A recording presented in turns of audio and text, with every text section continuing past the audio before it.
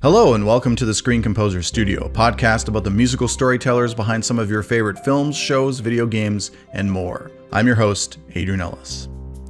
Over 1,700 episodes of television, 150 feature films. To call Michael Richard Plowman prolific would be an understatement.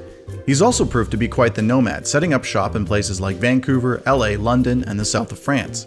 While his portfolio is diverse, his big love is animation, and his work can be heard in hit shows like Sonic Boom, Tree Fu Tom, and George of the Jungle, among many, many others. He also has a considerable list of credits in video games and scored the first of the hugely successful Splinter Cell series, and would later work with the legendary Tommy Tallarico. We talk about his humble beginnings in a non-musical family, how he got his first commercial credit at the age of 14 and a record contract at 16, how he builds his relationships and asks for what he wants. As Michael says, just buy the lunch. Indeed, this is a masterclass in creative business for the screen composer that's sure to inspire you to think much, much bigger. If you like what you hear, please consider giving us a rating and sharing the episodes with your friends and followers. It really helps us grow, share the stories of these amazing creators. And now please enjoy my wide-ranging conversation with the fantastic Michael Richard Plowman. Michael Richard Plowman, thanks so much for being here and welcome to the show. Oh, you're very welcome. I'm thrilled to be part of this. Yeah, we've been having some conversations prior to this, and I've wished we had them all recorded because they were all golden, but I'm sure we'll be able to repeat some of that magic now. You're originally from the UK, so you were born in London, is that right? Actually, I was born in a little town called Rugby, about 2 hours north of London. Okay, wow. It's just in the Midlands, in the industrial belt, and grew up there till I was about 12 years old. Huh. And you started playing the trumpet at age 3, extremely young. What was your musical life growing up? Zero, actually. It was more to piss off my brother. My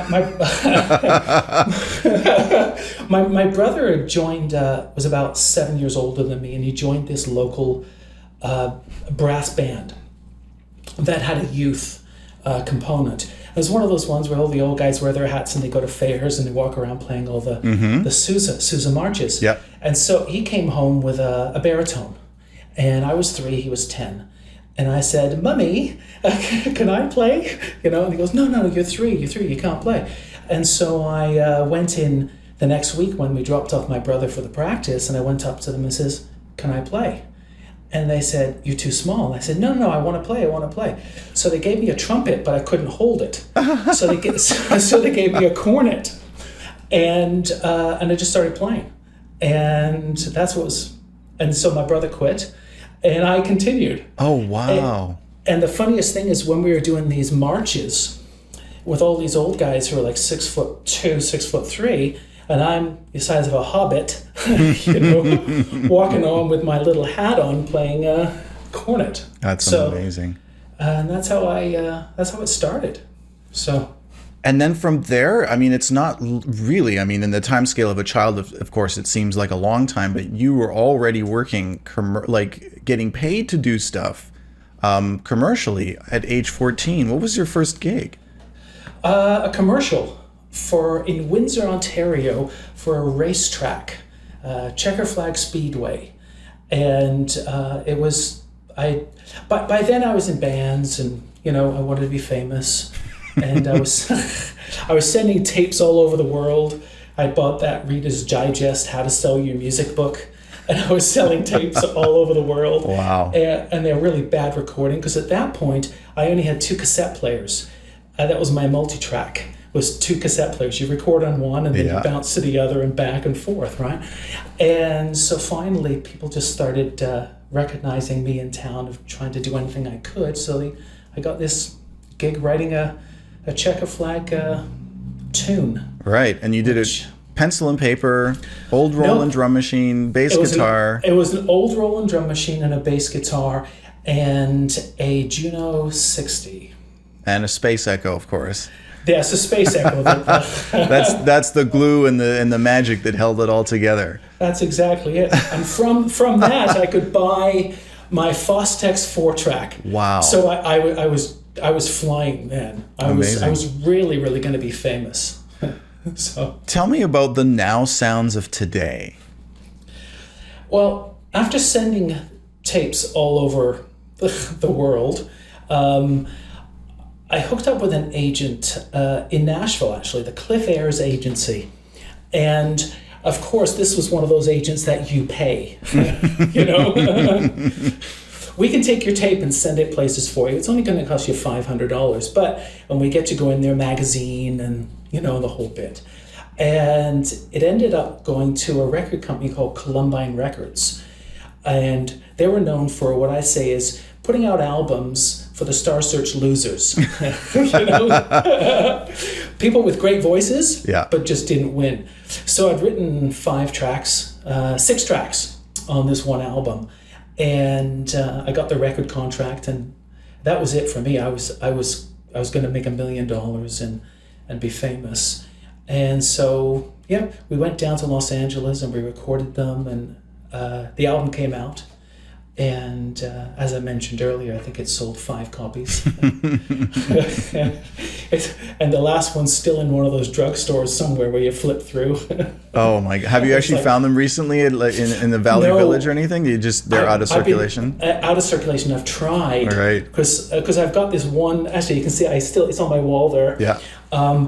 And I'm afraid to play it for people because it's so bad, you know.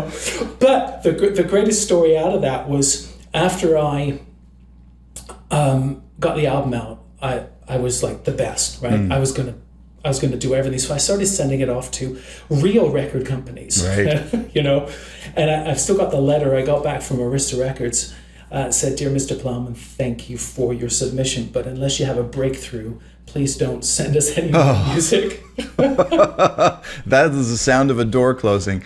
How, you know, you're 16 at the time. How did that affect you in terms of what you felt, your chances of success, and what you felt about doing music at all? Were you disillusioned and wanted to quit, or did it put a fire under your butt to do more? It actually made me think differently about what I wanted. And at that time, I wasn't a very good songwriter. At all, and that was evident. So I actually concentrated on my piano and went into jazz and classical more, and then got into theater and started playing for theater groups and started writing music for theater productions. So I did a total switch, and that allowed me to explore, I think, where I wanted to get further into creatively, and that was for film or media or stage, and away from the commercial side of it. So, was there a film or a show or a composer that was a particular influence on you at the time that sort of made you go, "Oh, this is what I want to do"? Well, I want to say Star Wars, you know. That small little indie film that no one's ever heard of, yeah. That's exactly it.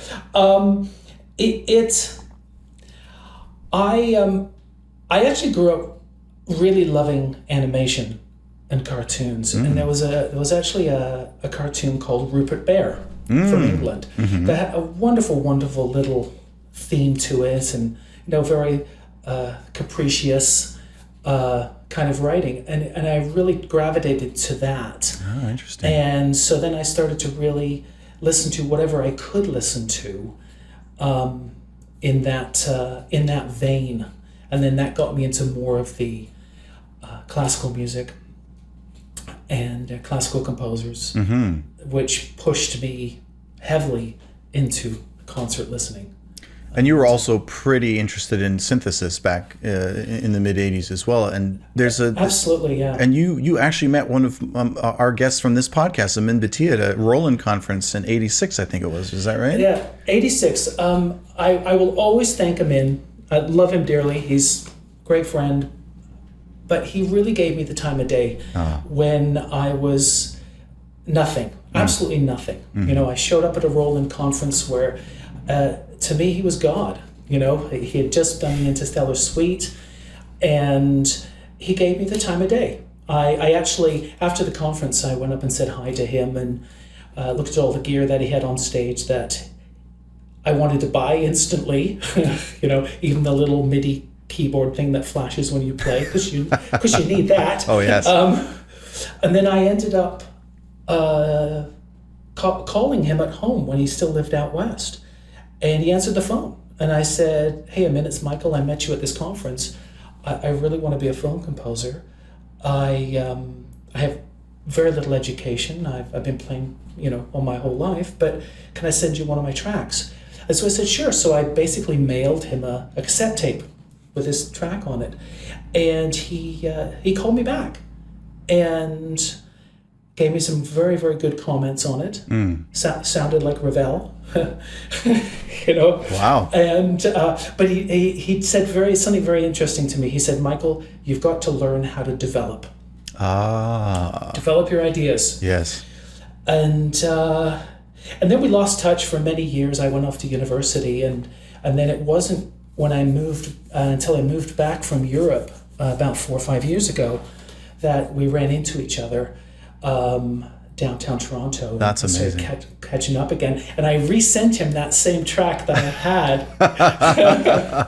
And so Amin, thank you, Amin. He's truly a wonderful, wonderful man.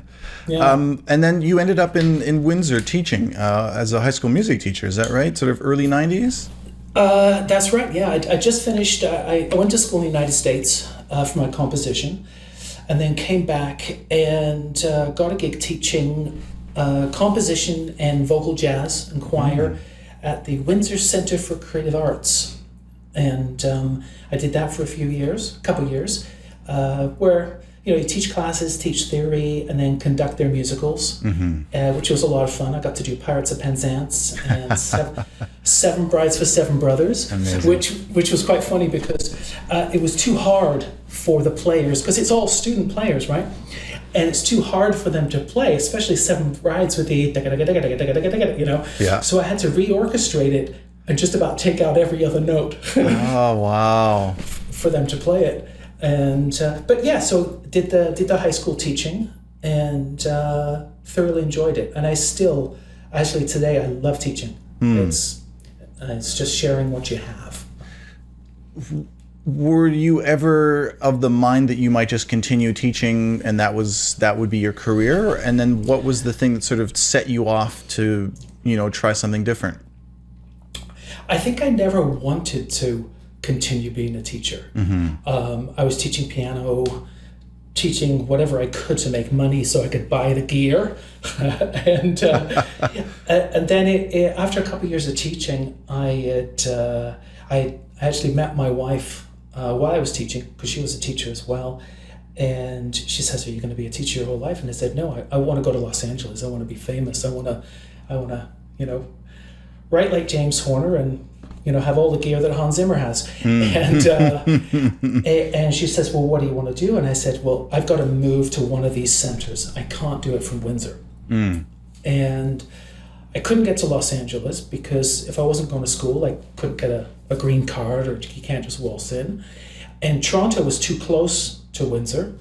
So I picked up and I knew nobody and just moved to Vancouver, Squamish, BC.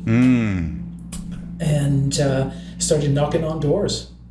And what were some of the first gigs you got in Vancouver? Did you manage to get into animation right away, or was it something that came a little later?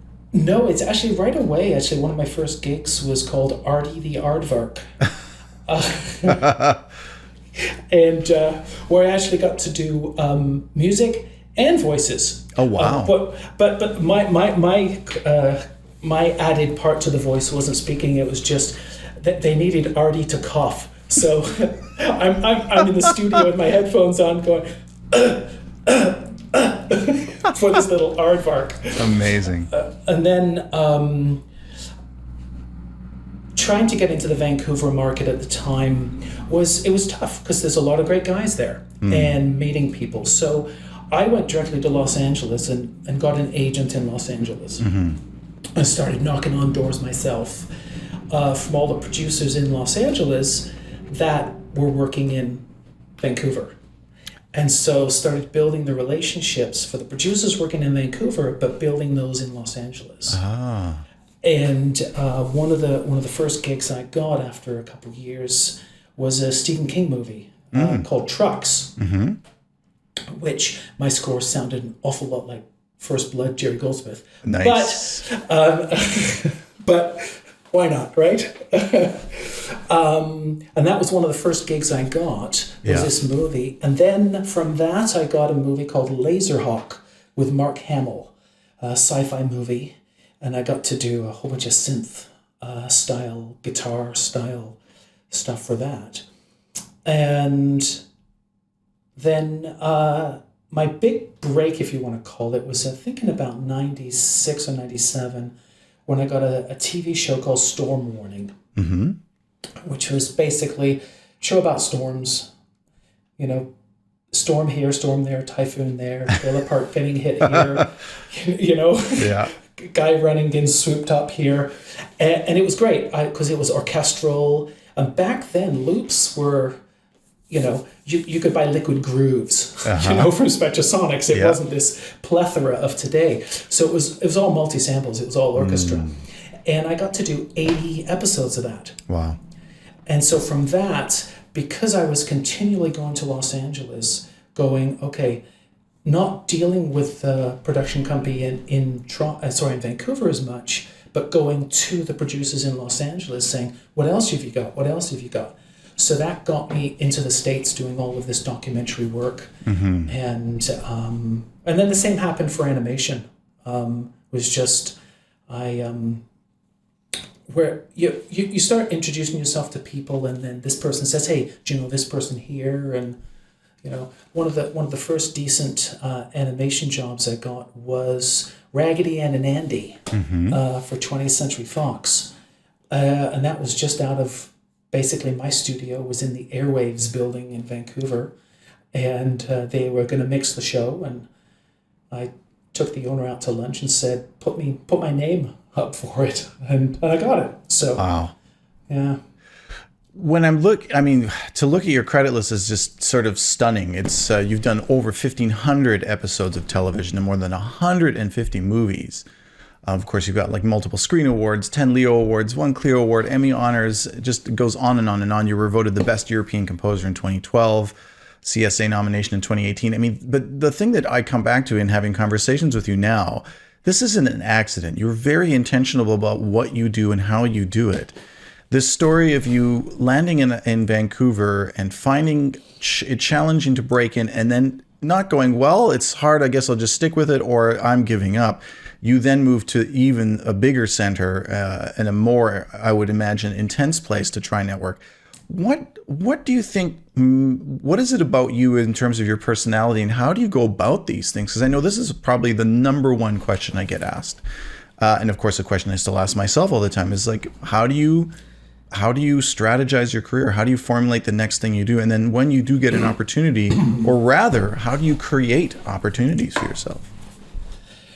I think because it comes down to writing music as a film composer is only one element of it. The business is 95% of it.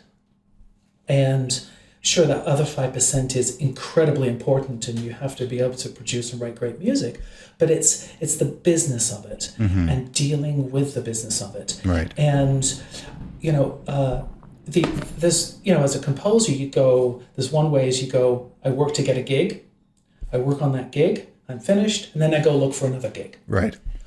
But when you're doing that gig is the best time to start looking at your next gig, because when this one's finished, then it can just roll into the next. And so I spent a lot of time and money working on the business, going to the conferences, you know, and having drinks and taking people out to dinner, and, you know, flying into Los Angeles and making 5 meetings and taking them all out to lunch. 5 different lunches, obviously. Right. And just really trying to connect as much as I possibly could. Right. On the business side. You used to, and maybe you still do, but you ran a Mipcom Dinner, and this has also to do with your wife being a chef. Can you, for those people that don't maybe know, what is Mipcom and what was the dinner all about? Well, if I can just back up 1 second. Yeah, sure. One of the things that I found out as a composer is there is 200 countries in the world that need music. And if you're a Toronto composer and only looking for work in Toronto, you're forgetting the 199 other markets to be able to write. And it doesn't matter whether you're writing music in Malaysia or Toronto, it has to be great music. Mm-hmm. So when I lived in Los Angeles for a while, moved back to Vancouver for a while, and I decided that I'm going to go and move where I feel I can get some work. So when I left Los Angeles, just because it was actually quite funny. My wife said, "I'm moving back to Vancouver. Are you coming?"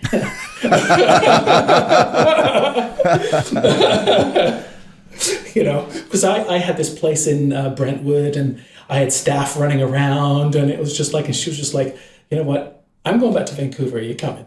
So moved back to Vancouver, and I wanted to make use of my British roots, and specifically a passport that is used to be a EU passport. But so I said, I need to get to England because I'm British. I just signed with a new agent in England, Airedale. They have Patrick Doyle and Dario Marinelli and some tremendous composers. And I wanted to try and break into some bigger projects, but not have to fight in Los Angeles to get them. Mm-hmm. So I moved to England and then ended up moving to France and opened up a company so I could do a cartoon series out of Paris. So I've really designed going places or doing the business so that I can qualify to do certain jobs or just be there. Mm-hmm. So all the way around to your question, MIP and dinners. Mipcom is a trade show that happens in Cannes once a year, actually twice a year. There's MIP TV, which happens in April, and Mipcom and MIP Junior, which happens in October. And this is where up to 20,000 producers come from all over the world to basically sell their stuff. Warner Brothers to non-Warner Brothers to DreamWorks to everybody is there. And they basically just clutter in to Cannes, and it's about meetings and dinners and drinks and parties. And in one of the main buildings, it's the same building where they have the Cannes Film Festival. There's something called the Bunker, and in the basement of the Palais is where thousands of booths are from people from all over the world selling their action movie here to the sock puppet movie over here, and everyone.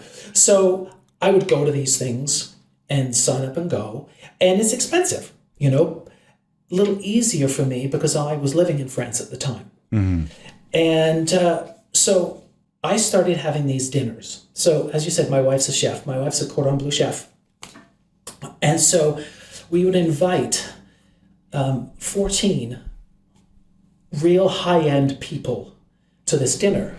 And so you say, how do you invite 14 high-end people to the dinner? And I say, you don't. You just invite one and let him do the rest. Okay. Bring your friends. Bring your friends. So a good friend of mine at the time was president of Sony International.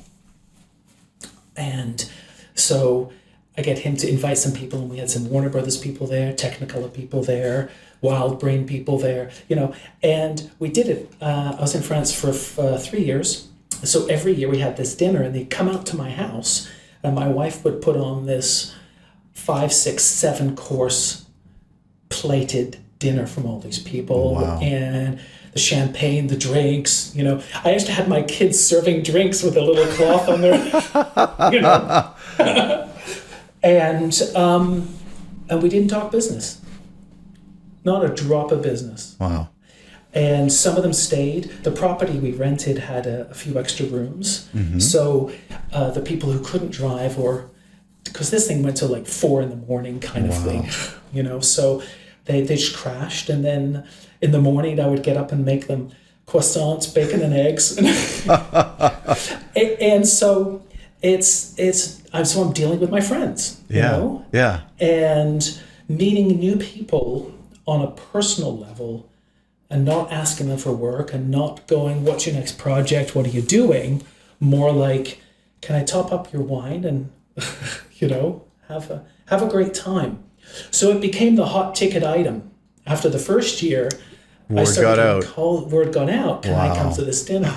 That's amazing. Wow. And in fact, the last one was tremendous dinner. I had 2 people from Technicolor in Paris come down. Same people I did Sonic the Hedgehog for, and they I had this special truffle cheese that I got from one of the little villages. And after they said, oh, geez, when are you coming to Paris? Can you bring some cheese next time? And I'm saying, sure, I'd love to, So went up to Paris and brought the cheese on the plane. So by the time we got to Paris, the whole plane stunk of cheese. Oh, wow. Yeah, you can't do that anymore. Oh, wow. That's exactly it. So then I go in and I give them my cheese and we go out to dinner and then they go, you want us to look at my new show? So nice. So you just kind of work it in. Oh, that's amazing. Yeah. So I guess the main takeaway from this entire podcast is going to be marry a chef and then make sure you put that chef to work. Marry a chef, and when that chef says I'm leaving and moving back to Vancouver, move. Just go with it. Just go with it. Yeah. Oh, wow. Just go with them. So it's interesting how there's a thread of animation through your whole career. As you were younger, you were just you immediately hooked onto animation, and then that sort of became the thing you do. And as you said in an earlier conversation, it's because you love it and you get it. Like it's something that's sort of just a part of you. You mentioned Sonic the Hedgehog, so it's a sort of natural seg that we talk about Sonic Boom at this point. What was it like working on that show? Because that was one of the big ones that sort of put you on the map as well, right? Yeah, it's the one thing I like about animation is it's all different. It's not doing a movie of the week where it's a very similar style. You can do a movie of the week and then 10 movies later it's the same style. Yep. Coming off of doing George of the Jungle, which was this frenetic, not really percussive sound, just quirky sound.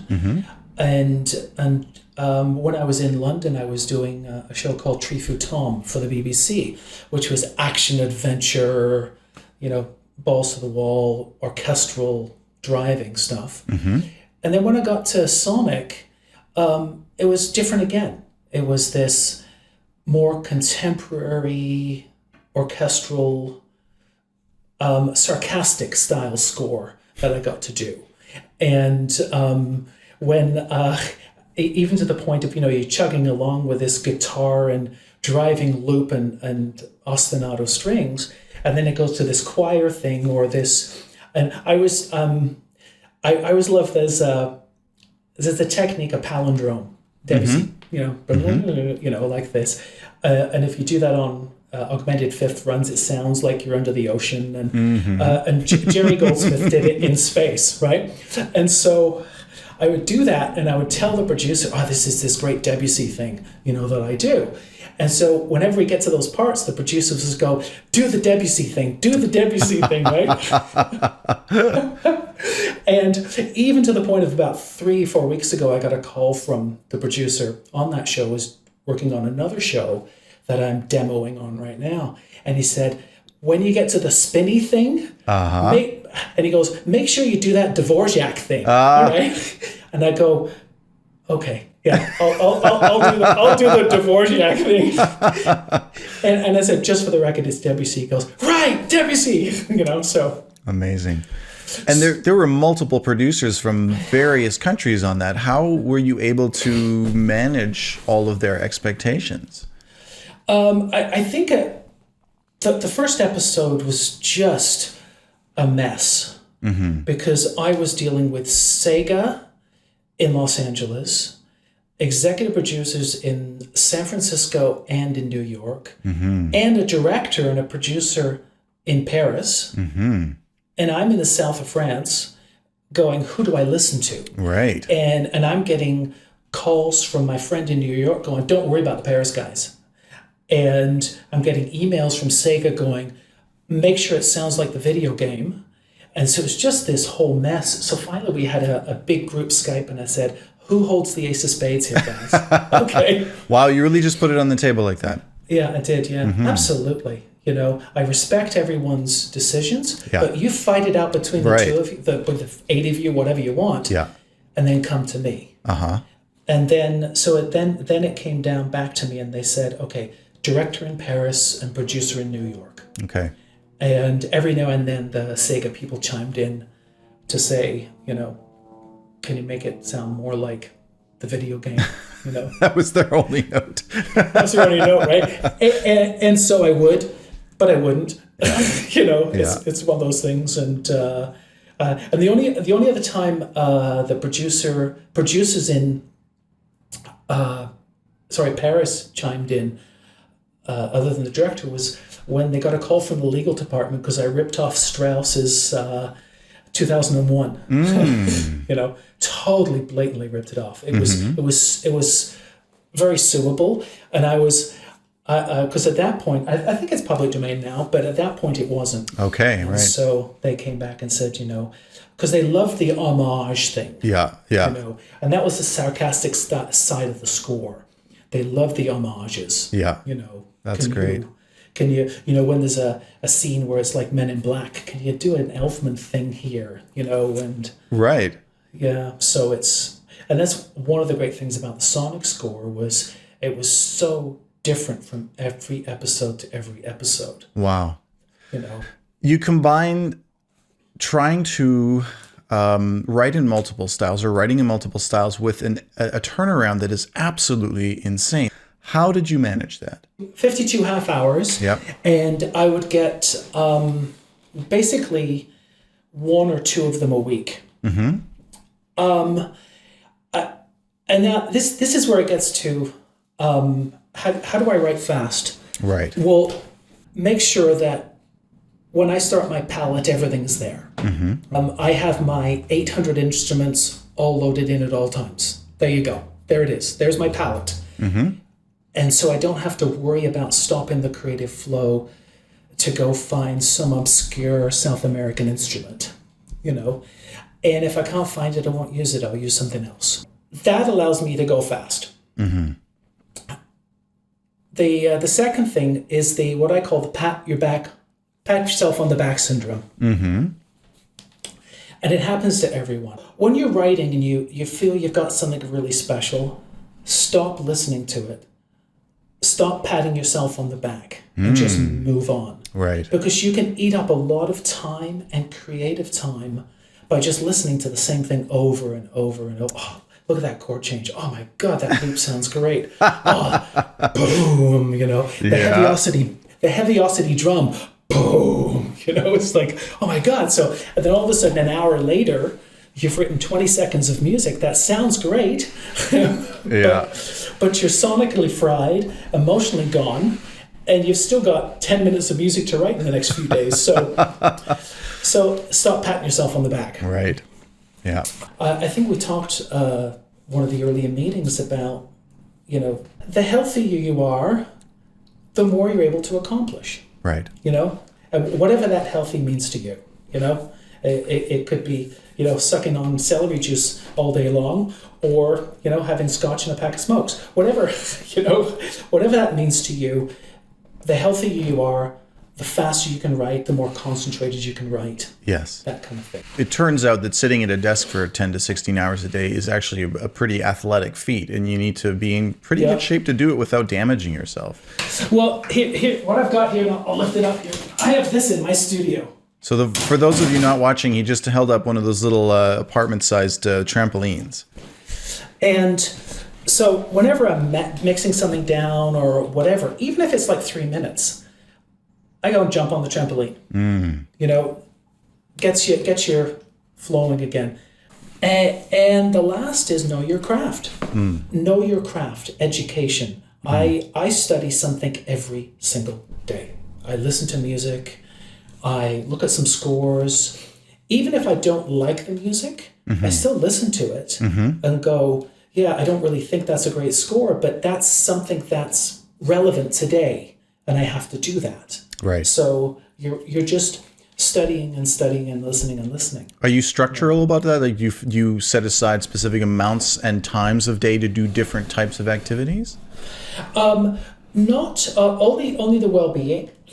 The rest of it is, if I'm done writing and I say, okay, you know what, let's go listen to some music, I will go put aside some time. Mm-hmm. The only thing I do is I do about half an hour to 45 minutes of score study every single day. Wow. Every single day.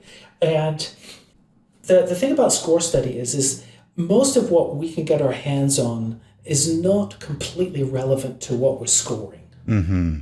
If you're doing nothing but movies of the week, How to Train a Dragon isn't going to help you do movies of the week. Might help you get fired, but yeah, that's exactly it. Or the last one they did was North by Northwest. Right. Which isn't going to help you at all with that, but it does help you be a better composer, rhythmically, harmonically, orchestrationally. Just learning and learning and learning. Let's talk about movies of the week, because that's a lot of bread and butter for a lot of people. How do you keep it fresh for yourself if you're seeing, because you said it sort of grinds into the sameness if you're doing, a bunch back to back. Do you challenge yourself on each project to do something different? It all depends on the time I have allotted. Some of these movies of the week, you've only got 10 days to write. And so you're doing your bag of tricks. Yeah. This time here, because I've got a little bit of time before I started it, I've been listening to some wonderful little rom-com style scores that can just get that into my zone again. Right. Like The Holiday from Hans Zimmer. Yep. Wonderful little rom-com score. Yeah. Or The Intern, Theodore Shapiro kinds of stuff. And just listening, get myself into that vein. And, the Christmas movie stuff, because this movie is going to be a Christmas movie, it's hard to go and research rom-com Christmas movies. And I'm not going to go onto Netflix or whatever and go, what else is Hallmark done? Because, a lot of the time all our scores sound the same. Right. So I try to keep it fresh, but a lot of the time it's, as everyone knows, these movies of the week, they become a battleground to write X amount of minutes of music in X amount of time with the support or non-support from the broadcaster. Right. And also speaking, you mentioned your bag of tricks. So I imagine the answer is probably apparent, but do you ever find yourself getting stuck for what to do next? And if so, what do you do? Or if you don't, did you ever, and what did you do to get around it? So if I get stuck, a couple different options. First is have a glass of scotch. Strike that. No. If I get stuck, just go listen to something, or go do something totally different. Yes. And that's one of the benefits of if I'm working on 2 or 3 projects at one time. If I'm stuck in not knowing how to waltz in Santa Claus into the scene, I just shut it off and go work on my animated cartoon for the day, or go for a walk, hum something in your head. I think one of the mind is a much better composer than the fingers. And when composers use their fingers only to write, it's at the limitations of their fingers. But if you get up and just go, yeah, there you go, just do something to help you, or go put on one of these tremendous scores that can help you get out of that rut. Right. Yeah. It makes me think that perhaps the problem isn't so much knowing what to do in those situations. And I think it applies as well to when you begin any project. It's about having the mental fortitude, I suppose, is really what it comes down to. And the discipline to say, no, I will do this. Of course, everyone knows you're supposed to take a walk. You're supposed to walk away. You're supposed to sleep on it. But I think what seems to inevitably happen to people is that they get far too anxious about their deadline. They get far too anxious about not doing work at every single second, or rather that they don't think about those things as being part of the work. I know one of the things I often recommend to people on the beginnings of projects is take at least 3 days to just, sit around and mull it over and get a little bored and think about it a lot and get inside and not write a single note. Most people I know that get a project are either too anxious or excited and just dive in and start writing right away without even planning out the big picture and structurally organizing everything. They're just like, okay, first cues first, let's just do it. And then you get into trouble later on. Yeah, and you're absolutely right. It's that control of yourself to be able to get up or go and, I'm bidding on a show right now where the producers came to me, and it's very Williams-esque Marvel style. And before I wrote a note, I actually went and I listened for like a week constantly to get myself into that zone. I can write like that, but get myself into that zone, have everything all laid out, then you can just go in and try and write what you're going to write. Yeah. The other thing that I do, and some composers do it this way and some composers don't, but when I'm doing a movie of the week, I do it in one session. So my timeline is 1 hour and 24 minutes long. Wow. How do you deal with, you said you're in DP, so you're not using the chunks function? Sorry to get technical. So sometimes I do, but for speed, on writing, when I can just go and see, there's my whole movie. Right. Okay. And then I can go over to here, go over to there, cut from this, move all the way. And I like that in animation, because when you're writing in animation, it's you're really just writing in one. It's not 4/4, it's not 3/4, it's not 5/8, 7/8. You're in one. You're just chugging along. So you could theoretically just set the thing up at 1/8 and just let it go, right? Yeah. And then you can hit everything, right? Okay, right. So it's kind of like in university when they said go write a piece for French horn with no bar lines. So now obviously I have bar lines and things like that. But how do you deal with tempo changes and not screwing up the timeline further down from where you are as everything gets shifted? A lot of the times I would do it in one. I won't do it to click. Okay, so you're free scoring. Wow. I'm free scoring, and especially if it's if I'm writing for live orchestra, then it's irrelevant. I have to be click, click, click, click, click. Yeah. But if I'm doing a movie of the week, or I've got a 3-minute scene with, piano, flute, and pizzicato bass, you should be able to play that in. Sure. And not have to quantize it so it sounds more mechanical. We have hard enough time getting these instruments to sound real without, quantizing them into submission. And thereby completely killing the vibe over time. Well, that's really interesting. Wow. That, to me, if I think about doing an entire film like that, gives me a slight bit of anxiety to imagine just the, but it's an interesting shift in just perspective. I sort of have to challenge myself to say, well, that seems like it's out of control, but it's not out of control at all if you know what you're doing. And I think that's the whole key to it. And if you do get something where there's some major tempo changes that you just can't do. Yeah. Okay. Then you just copy the session and have 2 sessions. Have 2 sessions, right, for that one specific thing. 2 sessions for that one specific thing. It's just, and that comes back to how do I write music so fast?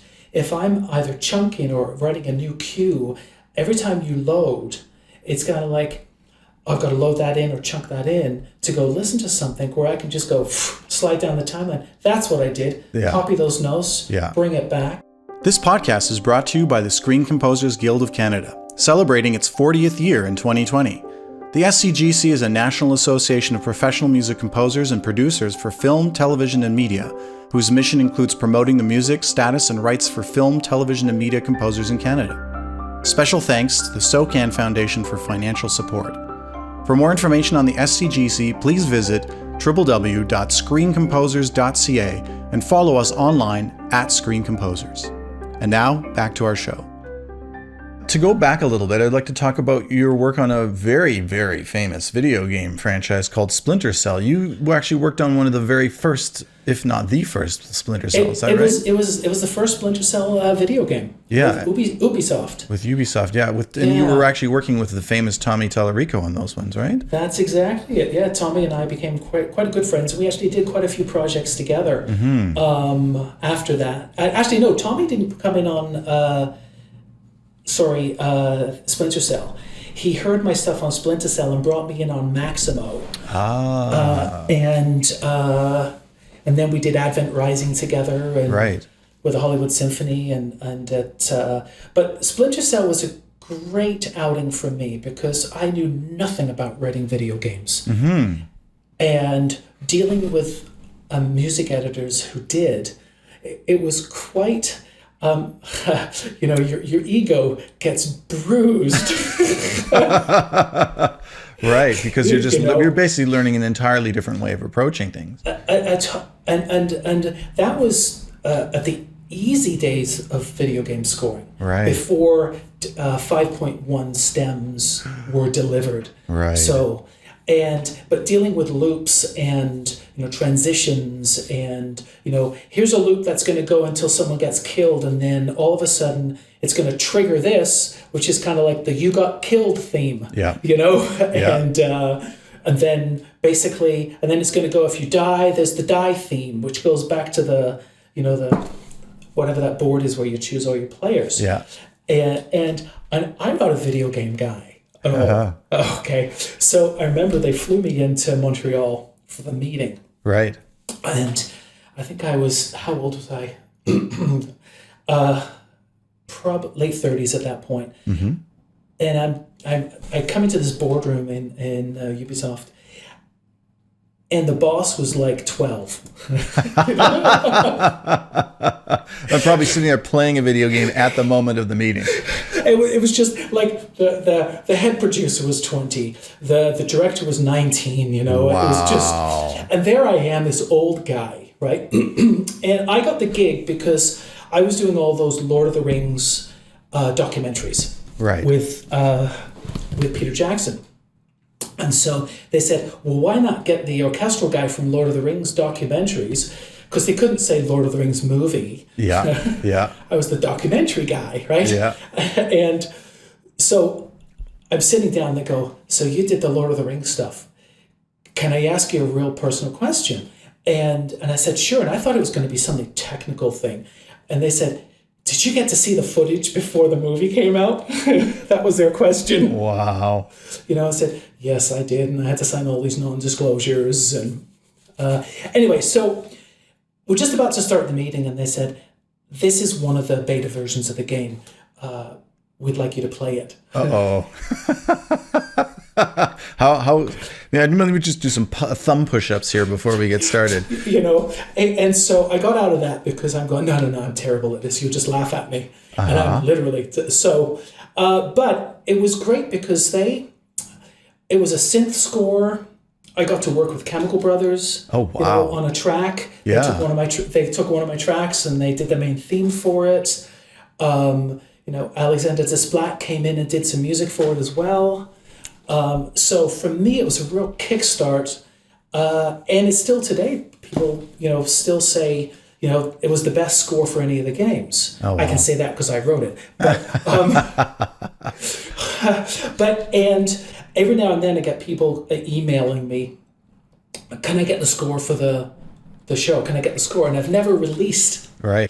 I was hoping for, which is actually happening now, is they're going to be doing a Netflix Splinter Cell series. Oh, cool. So I'm just working on some business ways to get my hat into that one. Nice. But it was great scoring it because it was orchestral plus lots of synths, just tons of great synth stuff, and a real great learning experience for me of music by the minute, and learning how to loop, right, other than just chopping it, and hoping it works. And how did you get into the game? I mean, in terms of, you're not a player necessarily, and then it's not like being on a show or a film where you get to watch footage or see the scenes and work alongside the scenes. Was that challenging for you, or was it just sort of imagining what was going to happen and going? It was imagining. The cinematics were easy. They send you the video and right. the cinematics. Yeah. But this one was like breaking into some Kazakhstan refinery. You got to sneak around, and write the music. So I'd write the cue, send it off to them, and then they would go, yeah, but you know what, there's going to be some steam whistles going, can you get rid of that sound? And these video game guys are just like audio junkies. Right. Yeah, because to them it's sound, and Ubisoft at the time had a wonderful studio with some great people, well, they still do, but of just, no, Michael, that's not going to work, that loop's not going to work, can you remove that one little bell, can you, and it really taught me how to write a loop. And some real tricks on, never have a melodic line going to the end of a loop. Otherwise, it's like, that's so interesting. Yeah. So and then I did a whole slew of these video games because I was the video game guy, and at that time I was with an agent of 4 Bars Entertainment, Bob Rice, and he was handling Enon Zur, Jack Wall, all those guys. Yeah. And so I was part of that group for a while, and then I came in to do the second Splinter Cell. Yeah. And I had to choose. There was a couple series I was doing, and I couldn't do the video game at the same time, and I had to choose which way to go. Right. And I said, okay, so I wrote a bunch of music for the second Splinter Cell, and then I pulled off, and then went into TV. Yeah. So. You said you're sort of like the video game guy, and when we were talking before, you said you were at some point you were like the poster boy for History Channel. The classic joke is, who's Michael Richard Plowman? Get me Michael Richard Plowman. Get me someone that sounds like Michael Richard Plowman. Who is Michael Richard Plowman? You must have seen that kind of a cycle happen a number of times during your career, I imagine, where you become the it person for a while, and then for whatever reason, people want to move on, or there's a change in the producers or whatever that are part of some show. Do you have a sense of that, or is that something you're watching out for? Or is that something you try to manage, or are you just like, well, this has run its natural course, and now I'm moving on to something else, which I've already been developing in the background? You can never know when that's happening. Mm-hmm. You just never know. You can work with a producer, and they use you on everything. And then when they get to a project where they feel, I want to go with someone else, or they hear someone fresh or someone different, it just happens overnight. Right. Yeah. It's not I see my work going progressively down. When I did the History Channel, it all started, I did a show called The Last Mission for the History Channel. And the producer from History really, really loved it. And so he recommended me to another producer. And then all of a sudden, History Channel, I became friends with this VP at History, not the producers who were making the product. So I would fly to New York and go have lunch and dinner with the producer. And then he would just start recommending me to all of his friends, And so I became the poster boy, doing just hundreds of episodes of, hey, Michael, I've got this thing underwater, deep sea detectives. We've got like 50 episodes. Do you want it? Yeah. Okay. And that was before History created Extreme Music. Right. And then it was literally, I'm just going like episode. Then I got a call one day from the guys at the library company and saying, Michael, all that music that you don't own, do you want it in the library or not?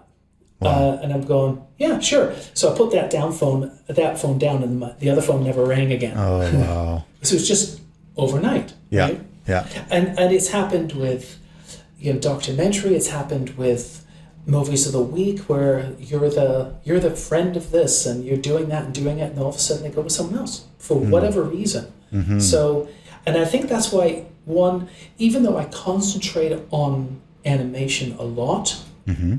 To be as diverse as possible or open in not just what you're writing, but where you are writing. Right. you know. Yeah. And that comes down to, how do I get so much work? Because I go get it. Right.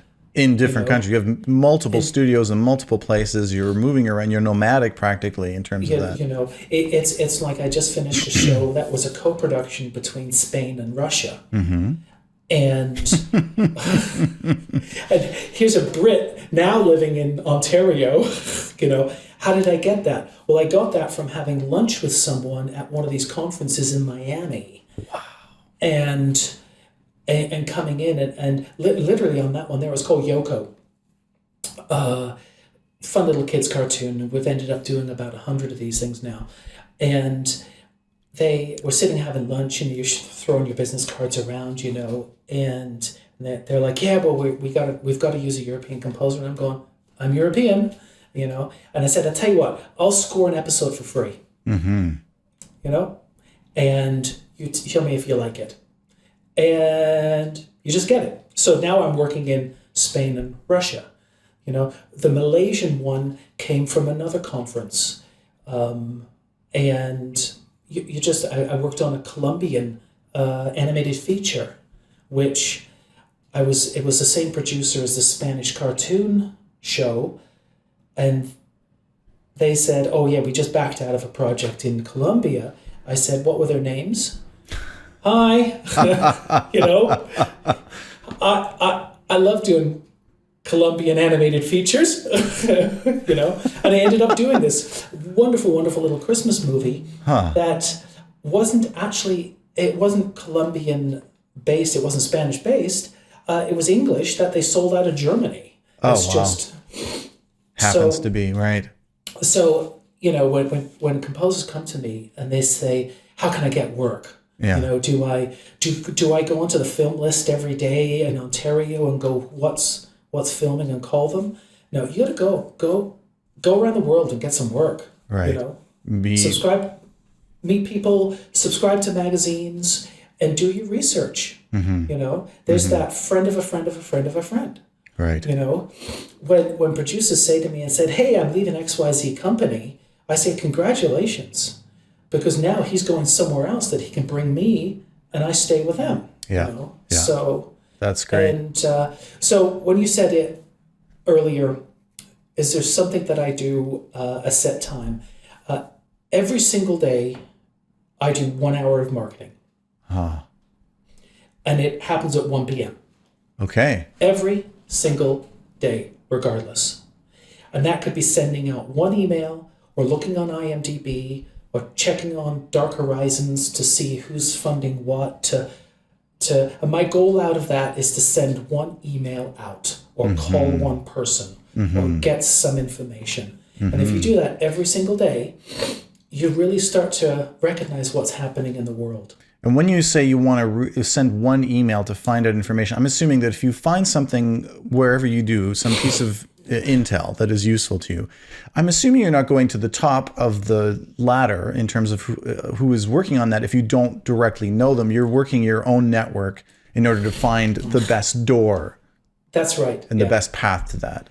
And, you know, music is music. It's got to be great. Whether you're scoring a documentary on worms, or you're scoring Harry Potter 18. Yeah. And especially in this day and age where there are so many composers. Yes. And, you know, even though there's a lot of content right now, and even more content, there's more composers going after the projects. So, you know, looking online and going, oh my God, you know, the next Fast and Furious is coming out. I think I'm going to call them to get my demo reel in. You know, one is a waste of your time. Okay, unless you've got a direct line in there to have them listen to it. Yeah. So for me, it's finding some sort of relationship. Oh, this person here worked with that person that I know. Yeah. Or there's an editor on this film who's now working on that film. You know, so it's like, you know, you send an email and have a little chat, and you know, just. That seems to be the thing that most people forget or don't realize, is that you know. These people don't have the time of day to have some random person emailing them. And how do they vet whether you're actually any good and have the right stuff or not?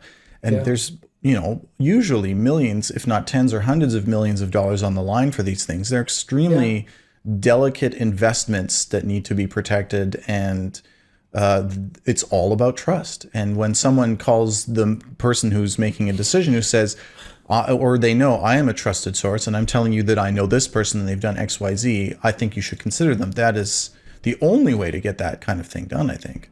Absolutely. It's you can send out emails all day long and not get any replies. Mm-hmm. But you can call one friend. Yeah. And just keep your group small, but always contact them. Always see how they're doing. Yeah. Don't call people when they're working. Yeah. Call them when they're not working. Yeah. And don't be afraid to buy the lunch. Yes. Buy the lunch. Buy the lunch. I love it. Yeah. I have to ask about the Lord of the Rings documentaries, because that's such an interesting project to be on, and also just so close to the one of the biggest film franchises of all time, I think. Yeah. Were you working with Peter Jackson directly on that? No. He did hear my music, mm-hmm. whether or not that's what they said. Okay. I was working with. I'll take it. It makes me feel better. I'll take it. Oh, for sure. Yeah. Oh, yeah. Peter loves your stuff. Michael who? I worked with a producer in Los Angeles mm-hmm. named Dan Arden and New Line Cinema directly. Mm-hmm. And I had done, it was just out of the blue that this guy, Dan Arden, got to do the Lord of the Rings documentaries that were airing on whatever, CBS or whatever, and then going on to the DVDs. But I met him on a show called Cinema Secrets, mm-hmm. which was just a documentary show on Discovery Channel where they would show how scenes were made. And it was a great show for me. I think I did about 3 seasons of it, because it was like Braveheart. How did they do the arrow scene, right? Mm. And then they would show footage from it. So I got to score my version of Braveheart. Oh, wow. And so every episode was different, from Men in Black to Alien to, every genre of cinema. So I got to write in every genre of cinema. Wow. And those scores there, where the show was 22 minutes and the score was 22 minutes long. Mm-hmm. One cue, just one cue, right? And so it was that producer that called me and said, Michael, I'm doing the Lord of the Rings documentaries.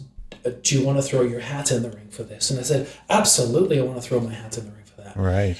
And he called me back about a month later and he says, Michael, we've got literally 1,500 demos. Oh my God. Of people to do this. And he said, what should I do? And I said, hire me. That's an easy decision. Yeah. Wow. And I said, just hire me. I just did this whole series with you. I can do it. Right. Let's do it. Yeah. And it was great because we got to use live orchestra. And it was then I started dealing directly with the guys at New Line Cinema. Uh-huh. And so the first one came out. And so, my oblivious mind is going, oh my God, I did the documentary. Maybe I can do the Two Towers. Maybe I could do the movie. Yeah. They haven't hired Howard Shore yet. And he's pooched the first one, so. Oh yeah, come on. I did the documentaries. I brought in those 3 French horns, So I get on the phone with New Line Cinema and I'm saying, I'd love to put my hat in the ring for the Two Towers. Yeah. And literally, as I said to you before, I get this in the background. Fine. Can I do the documentary then? So a lot of fun. When looking at your career, there's no other way to say it. You are wildly successful in what you're doing, both artistically and, of course, in terms of the work you're getting. The level that it's at and the consistency of that work. And obviously that's, all in part or to a large degree because of the amount of work you put in and the efforts you make to maintain that. a lot of people, and I don't know if this is a trap or if it's really about ambition and desire, fall into this mode of thinking that there's really only one thing to be had, and that is, being an A-list composer, working on the biggest films, working on the biggest TV series. When people say your name, people in households know who you're talking about, like the Zimmer, the John Williams, and to a certain degree, people like Henry Jackman and John Powell are, have become very well known in recent past. How do you think about that now? How do you feel? Because when you said when you put out the future now sounds of today, or the now sounds of today, you want it to be famous. Do you still have aspirations to be A-list and to because on Lord of the Rings and even on Sonic Boom, you're so close to that edge. You're just like I can do it. I have been down this road. Just give me a chance. Everyone has aspirations,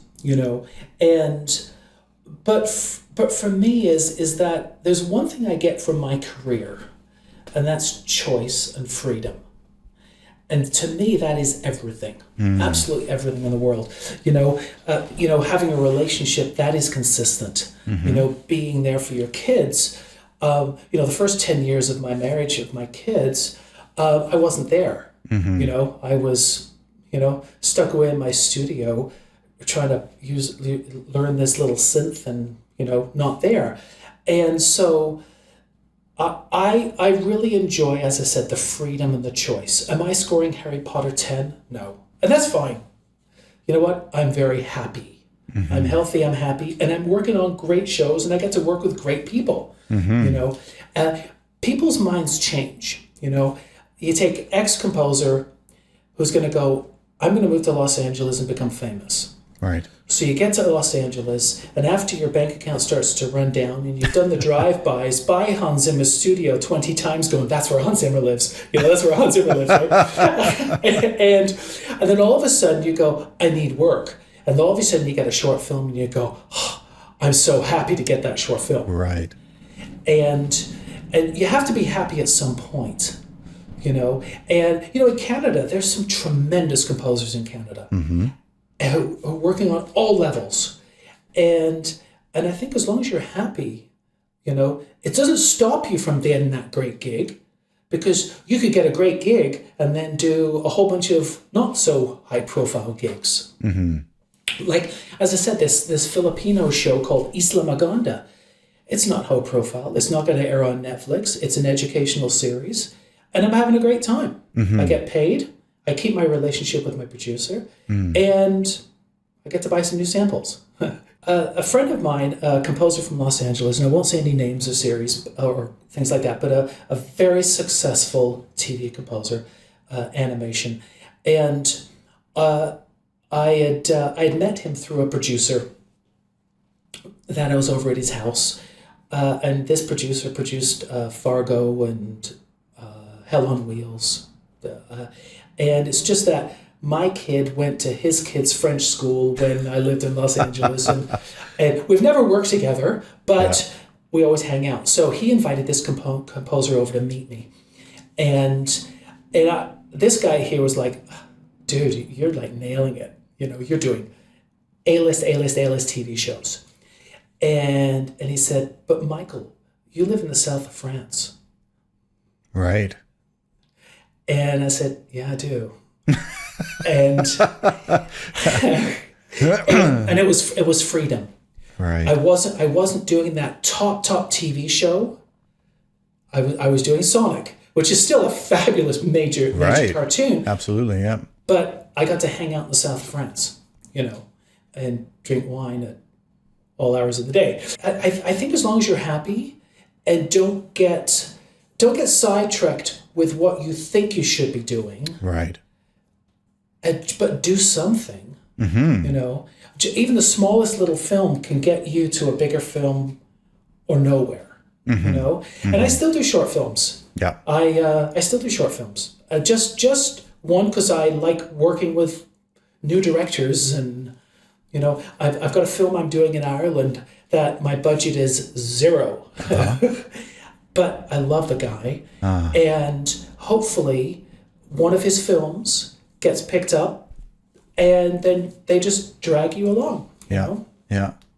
It's interesting. I mean, the other thing I think about knowing people from lots of diverse backgrounds in terms of, what they do, everything from, high-end entrepreneurs that are making, multiple millions of dollars a year to someone who's just starting a bakery somewhere. There's this idea in business where there are things like loss leaders and things where you're, and it seems to be something that's missing or sometimes is immediately slapped to the ground where he's like, oh, you can't work for nothing. You have to get paid something. And people forget that there's multiple ways of getting value out of something or investing in things. And I think that when you look at someone like a director and you go, I want to work with you and it's not about the money at this point. It's about building that relationship because I just feel like you might be going someplace. And I like the work and I like what you're doing and I like the message that you're sending out in your films. And I'm willing to do it for that reason. And I think that's what it comes down. I think it gets lost a lot. It really does because, composers have no problem spending $500 on the new Project Sam library that they haven't got a chance to use yet. Right. Okay. Yeah. And don't get me wrong, the Sam stuff is incredible. Yeah. I buy it all myself. But to spend $500 investing in something, jump $500 and go take someone out for lunch, jump on a plane and go for a meeting. Right. Go to a conference. I just finished a short film for a director in Montreal, and he goes, "How much do you charge for short films?" And I just say, "You can't afford me, so I'm going to do it. I'm going to do it for free." And he said, "Well, let me give you a couple $100." And I said, "No, I don't want $200 to do your short film. Right. I'm going to do it for free because I'd rather you put that $200 into marketing your film, sure, so they get seen." And those are the lost leaders. Yeah. And that's the business side that I think, many composers do, but many composers don't do. They're unwilling to speculate and invest in their career other than the technical side. Yeah. It's, one thing I did when I moved to Los Angeles in 2004, the Hollywood Reporter, the international version that comes out, that's the hard copy that goes around the world, had a publication of about, I think at that time, 30,000 copies that went to everybody, from Spielberg's desk that he doesn't read to to Joe wannabe director who scorns through it to find out something. And what I did was I actually put a CD inside the Hollywood Reporter. Oh, wow. And it was all live orchestral stuff. I just finished doing the Hollywood Symphony with Tommy Tallarico on Advent Rising. We had the Mormon Tabernacle Choir. I did a recording session in Seattle with it was Seattle. I did the recording session of just getting 12 awesome tracks. Right. And I put the CD inside. I bought a 1-page and put the CD inside of the Hollywood Reporter. Oh my God. And it cost so much money. I can only imagine. Well, 30,000 CDs. Yeah. Okay. At $1 a piece, basically. Number one. Number one. And then I think it was, by the time I'd finished, it was about $50,000. Yeah. Okay. Yeah. But I just got a CD to 30,000 people, 30,000 CDs in the hands of 30,000 professionals for 50 grand. Yeah. That's cheap. Yeah. Yeah. And it came out, and so I thought the phone would be ringing off the hook, right? And it did actually. It did pay for itself. Amazing! Wow, it did pay for itself. Yeah. But it got me. It's the idea of what are you willing to speculate to do? Yes. To the business of this. And when I moved to Los Angeles, I had a meeting over at Paramount. And I go walking in the music department, I sit down, and the guy puts the magazine on the table, and he goes, "How the did you do that?" Pure nerve. Just believe me, when you spend that kind of money. Yeah, people pay attention. And it was, I was living in White Rock, BC. I'd sold my house. I used part of the funds from that to do it. Mm-hmm. It was a pure speculation. Amazing. But it worked. Yeah. And then I did a similar thing There's a conference in Miami. It used to be in New York called Kid Screen. Uh-huh. And I've been going for years. I've been going for probably 15 years to this thing. And back when CDs were actually not antique, everyone that goes to these conferences gets a swag bag with their, Right. the large amount of money they pay to go to these things. Mm-hmm. And it is a paper clip to a toothpick to a A water bottle. Water bottle, all these things, right? Yeah. So I actually, for about 4 years, I put a CD in everyone's bag. Amazing. And it was only like 1,500, 2,000 CDs, but it was just specifically animated music, and everyone got this thing. And so that when I had meetings or I would, sitting at the bar and I said, yeah, I'm a composer. Oh, I'd love to hear your music. Well, you have my music, And so I didn't have to bring any demos. Nice. And they had my music already. And I Right. got a lot of gigs from that. A lot of great relationships. A lot of great relationships. A couple Singapore companies, I got some great stuff out of them. That's great. I love it. So basically, determine what you're willing to do and invest, and then buy the lunch. That would be the Michael Plowman way. Buy the lunch, but get the friendship, the relationship. Yeah. So what's next for you? What are you excited about? What are you working on at this moment? Well, I'm actually jumping into producing. Oh, wow. Yes, I'm going to produce. That's great. One in live action and one in animation. Because I've done so much animation and I love it, I can see a lot where there's a lot of bad stuff. You go to these conferences and people are going, yeah, I've got a new show. It's about a little guy that goes like this and he flies to the moon and he's, and it's not going to get made, right? And so I'm a closet screenwriter. Right. Yeah. I don't write. I'm not a screenwriter by any means, but I've come up with some concepts that I'm dealing with some producers on right now about possibly getting these animated shows made. Amazing. Wow. And on the live action one, there's a feature right now that I'm producing. We just got through development called "Give Me a Chance," and it's the true story of a girl named Gail Renard from Montreal that snuck into John Lennon's hotel room and ended up spending a week with John Lennon. Wow. Interviewing for her school newspaper. And John Lennon created this great friendship with her and ended up giving her the handwritten lyrics to Give Peace a Chance. Wow. Which she ended up selling at Christie's in the 80s for $860,000. Amazing. And then she ended up being a BAFTA winner. And so a producer from England and a producer from Vancouver, we've optioned this book and we're just now putting it out to directors. Just trying something different. Yeah.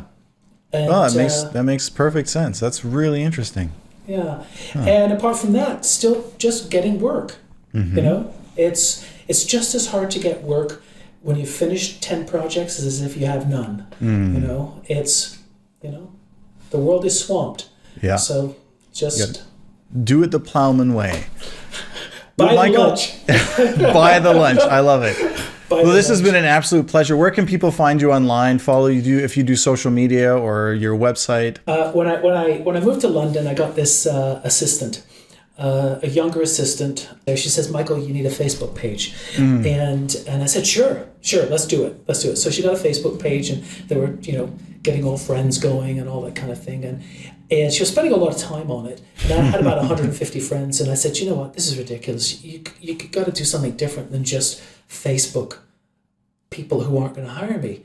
And she said, no, it'll work. It'll work. And I said, I'll tell you what, I'll make you a bet. I want you to defriend everybody on Facebook. And if one person calls or emails me, I'll buy you a dinner at any restaurant you want in London, England. The most expensive place you wanted. Yeah. Doesn't matter where it was. Yeah. I didn't buy dinner. So being that I don't have Facebook and I don't have Twitter but I have a website pretty much dedicated to my animation work. And And what I say to all composers that call me, email me, ask me anything. This is not a secret. Mm-hmm. This is not the holy grail of industries. I will tell you anything I know. Right. If I can help you, I will help you. If I can't help you. But just send me an email. That's a good point about there being no secrets. I mean, it is really like you've been really candid, which has been amazing, and the stories are fantastic. And I think the lessons to take away are so great because ultimately it isn't about knowing any one thing. It's about execution. It's about what you do with that knowledge. How far are you willing to take it? Yeah, it's just knowledge is fine, but you got to do something with it. Mm-hmm. You know, it's like when you buy something, if you don't use it, it's just sitting there. Yep. You know, so and I mean that just. And a lot of composers who know me, they know I'm very generous with my time, and I will talk to anyone. You want help? Ask me. It's all good, you know. But thank you, and to all of my fellow guild members, I totally respect every one of you. I think in Canada we have a great community and some great people, and I love the communication. And thank you to you for putting this thing together. I really appreciate it. Oh, thank you. Yeah, my pleasure. You've been very generous with your time today. Thank you for being so candid and all the wonderful stories. Have a great rest of the day. Yeah, you take care. Thank you. Thanks for listening. If you enjoyed this conversation, please consider showing your support by giving the show a 5-star rating and sharing the episodes with your friends and followers. The Screen Composer Studio is produced by myself, Adrian Ellis. Graphics and post-production assistance by Nick Grimshaw. Special thanks to our managing director, Tanya Dedrick, as well as Charlie Finley, Elizabeth Hannon, and Guggan Singh for their support. For more information on the SCGC, please visit www.screencomposers.ca and follow us online at Screen Composers, or reach out at tscs@screencomposers.ca.